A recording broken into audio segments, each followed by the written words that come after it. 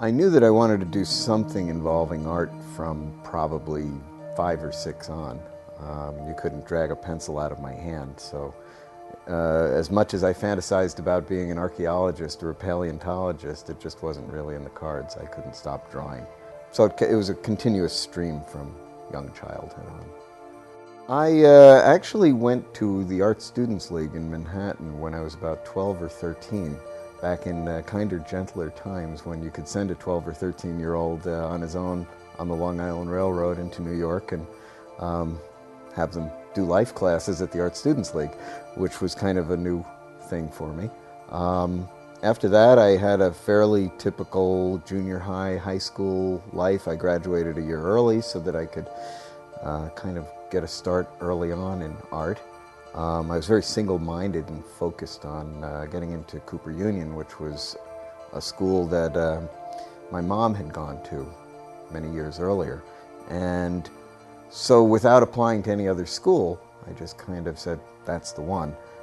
It's a great school, no tuition, 60 people let in a year, so you look at it and it's kind of the holy grail of art schools. Once I was there, I learned things that indicated perhaps I shouldn't have been quite so focused. Their attitude about narrative art and figurative art was not quite what it could have been back in that time. So I spent 2 years there and then was getting hired to do publishing work, and I thought, okay, fine, you know, I've probably gotten as much out of this as I could, you know. Slight regrets now, because their printing department was awesome, and I who knows, I might have become some kind of etcher or something if I'd stayed there a little longer. Yeah, well, I hooked up with Jim Cowan, who was the curator of Morpheus Gallery in Beverly Hills, and much water had passed under the bridge by that time. I'd done a few books and I'd done a lot of covers and started to get my feet wet with film concept design work, and by that time I'd gone pretty far into creating the hell work that he was most interested in putting in the gallery. And with that said, I created a relationship with him, and we agreed to have shows, and he agreed to represent me in terms of the artwork in a fine art context, and it worked out very well. We did a couple of books together, and the shows were pretty successful, sold a lot of paintings, and it was kind of fun. I liked it. My attitude about film work is very different than the attitude that I have about the self-created projects and the books that I work on. Those I have no boss but myself on, generally speaking. I mean, I do have to understand the limitations of a publisher and what I do with that. But when it comes to film work, I recognize, you know, who the boss is. The director is looking for things that are important to him, and the skill sets that I bring to the table are somewhat traditional, but I also will always clearly take a second seat to the hierarchy of what filmmaking is all about. So I'll sit there and do my traditional pencil drawings and you know, pretty much bend over backwards to put a smile on people's faces. So there's sort of a very great separation of church and state between my projects and other people's projects.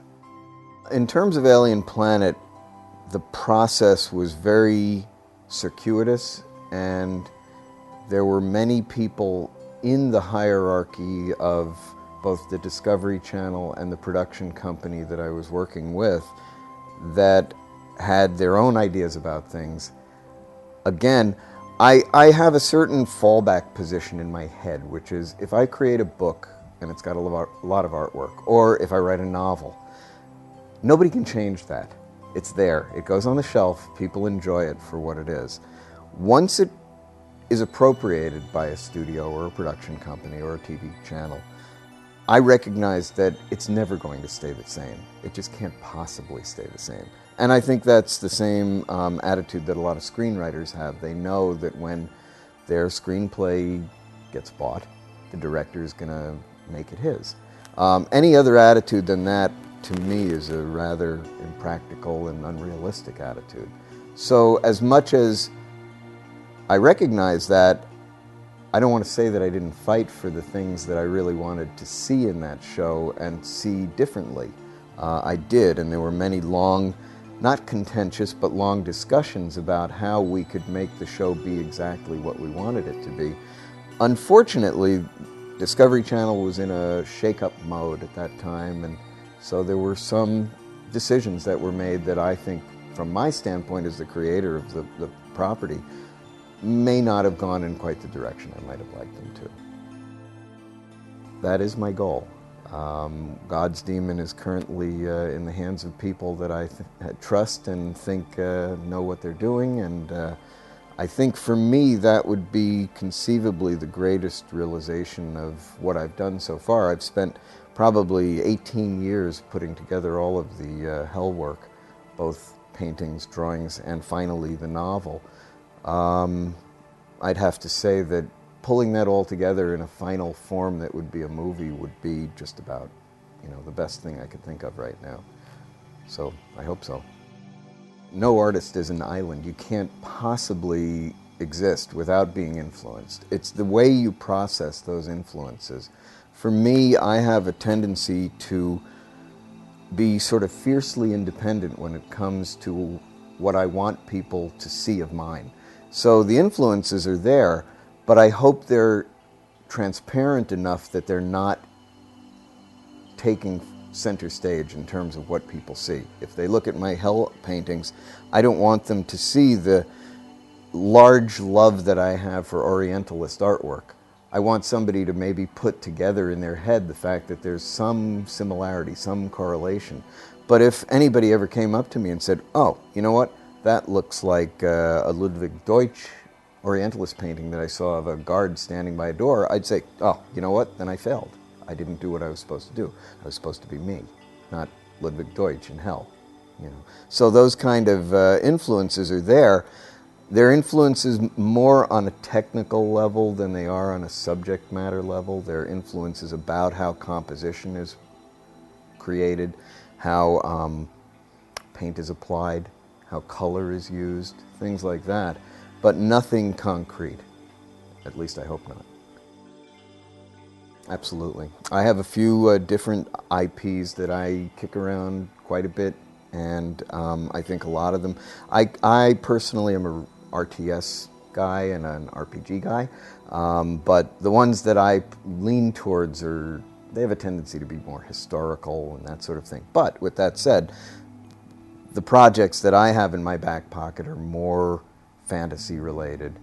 I would like them to have the sort of gravitas that the historical things have, to give it that sense of realism, and you are there, kind of, A lot of things that I see, I look at and I just kind of dismiss because it doesn't have that verite quality that I like in the really good games that I favor. So yeah, I love the idea of that.